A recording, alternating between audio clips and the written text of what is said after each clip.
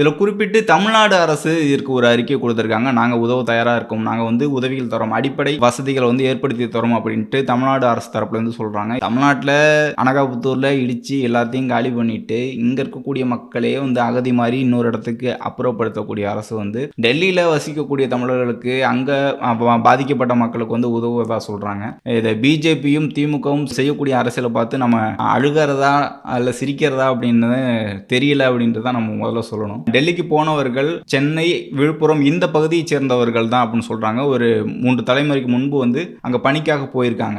அந்த தலைமுறை தமிழ்நாட்டுக்கு வரதுக்கு உதவுறோம்னு சொல்றாங்க. இங்க மட்டும் என்ன மாறப்போகுது? எங்க வந்தாலும் இங்க ஏதோ ஒரு இடத்துல குடியிருப்புகள் அமைப்பாங்க. அங்கேயும் ஆக்கிரமிப்பு அப்படிங்கிற பேர்ல தமிழ்நாடு அரசு அடித்து நொறுக்கும் அப்படின்னு பார்க்க முடியுது. பிஜேபியா இருக்கட்டும், திமுகவா இருக்கட்டும் எப்பயுமே அதிகார வர்க்கத்துக்கு ஆதரவா தான் செயல்படுவாங்க.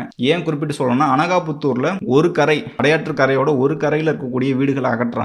அடுத்த பக்கம் மிகப்பெரிய அளவுல ஒரு கட்டுமான குடியிருப்பு நிறுவனம் ஆக்கிரமிப்பு பண்ணியிருக்காங்க. அதை அகற்றம் செய்யவே இல்லை அப்படிங்கிறது தான் அங்க இருக்கக்கூடிய குற்றச்சாட்டா இருக்கு. ஏன்னா ஆளும் அரசுகள் எப்போதுமே பணம் படைத்தவருக்கு, முதலாளிகளுக்கு ஆதரவாக தான் செயல்படும். அது பிஜேபியா இருந்தாலும், திமுகவா இருந்தாலும் அப்படிதான் செயல்படும். இந்த அரசியல் உண்மை புரிஞ்சுக்கணும். எப்போதுமே உங்க பணம், அதிகாரம் மட்டும்தான் மக்களை எந்த இடத்துல இருக்கணும், எந்த இடத்துல இருக்கக்கூடாது அப்படிங்கிற ஒரு முடிவு பண்ணுது. வெறும் வாக்காளர்களா இருக்கக்கூடிய தமிழர்கள் எப்போதுமே இந்த மாதிரி ஒரு இடத்துல இருந்து இன்னொரு இடத்திற்கும் ஒரு வாழ முடியாத சூழல்கள் தொடர்ந்துட்டு இருக்குன்னு தான் பார்க்க முடியுது. தமிழ்நாட்டில் திமுக ஆட்சி ஆண்டுகிட்டு இருக்காங்க. இங்க அனகாபுத்தூர் சம்பவம் நடக்கும் போதே டெல்லியில மதராசி முகாமையும் அடிச்சு நொறுக்கிட்டு இருக்காங்க பிஜேபி அரசு. இந்த சம்பவமே உத்தரப்பிரதேசத்திலும் குஜராத்திலும் நடந்திருந்தா மிகப்பெரிய அளவுல உடன்பிறப்புகள் பொங்கி இருப்பாங்க. பாருங்கள், பிஜேபி பொக்லைனை வச்சு தமிழர்களோட வீடுகளை அகற்றம் பண்றாங்க அப்படி இப்படின்னு பேசியிருப்பாங்க. இன்றைக்கு பேச முடியாது. என்ன காரணம்னா, அனகாபுத்தூர்ல இப்படி ஒரு சம்பவம் நடந்துகிட்டு இருக்கும் போதே தான் அங்க டெல்லியிலையும்